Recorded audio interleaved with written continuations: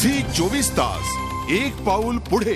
दिल्लीमध्ये घडलेल्या घटनेनंतर देशभर असंतोष आणि नारी शक्तीचा विजय असो अशा घोषणा निघतायत। त्याचे पडसाद नाशिकमध्ये पण आज उमटतायत। नाशिकमध्ये आज कॉलेजचे विद्यार्थी आणि विद्यार्थिनींनी भव्य रॅली काढली होती आणि दिल्लीतल्या घडलेल्या घटनेचा निषेध केलेला आहे।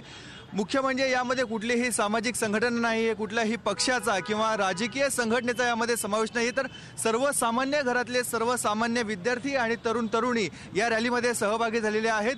आपण नेमके त्यांच्याकडून जाणून घेऊयात आजची रॅली काढली होती त्याचा उद्देश काय होता।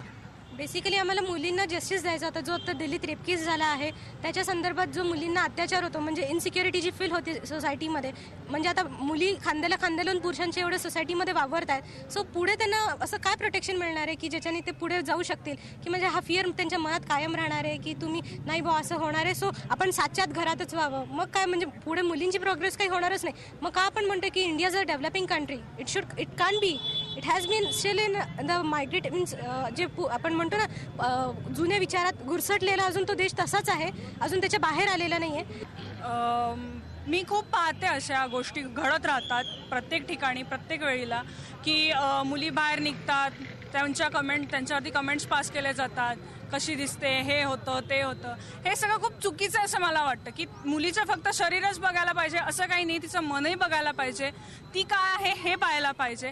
हे जे मुलं कमेंट्स पास करतात किंवा कपड्यांबद्दल जे खूप जास्त बोललं जातं हे खूप चुकीचं आहे। मुलींना अधिकार आहे, त्यांनी त्यांच्या पद्धतीने कपडे घालायला पाहिजे, पण तुम्ही मुलांना सांगा की तुम्ही रिस्पेक्ट करा।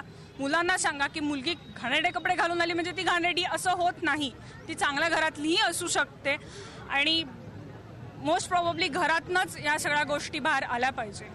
असे जेव्हा घटना घडतात तेव्हा बहुतेक करून लोक म्हणतात अरे यार तिथे मॉप आहे, काहीतरी होतंय, ते कानाडोळा करतात आणि ते निघून जातात। प्लीज असं कानाडोळा करू नका, कारण की आज त्या मुलीवर ही घटना आलेली आहे, उद्या कोणी आपल्या नातेवाईकांवर आपल्या मुलीवर पण अशी घटना आपली अशी वेळ येऊ शकते। आजच्या एक दिवस रॅली काढून किंवा आंदोलन करून हा विषय थांबणार नाही, तर या सर्वांनी वर्षानुवर्ष आपल्या ज्या विद्यार्थिनी असतील, ज्या तरुणी असतील, ज्या घरातल्या मंडळी असतील त्यांचं संरक्षण करायला पाहिजे, त्यासाठी पुढे यायला पाहिजे आणि शासनानेही त्यासाठी कडक कडक पावलं उचलायला पाहिजे। व्हिडिओ जर्नलिस्ट सोनू भिडेसह मुकुल कुलकर्णी, झी 24 तास नाशिक। झी 24 तास एक पाऊल पुढे।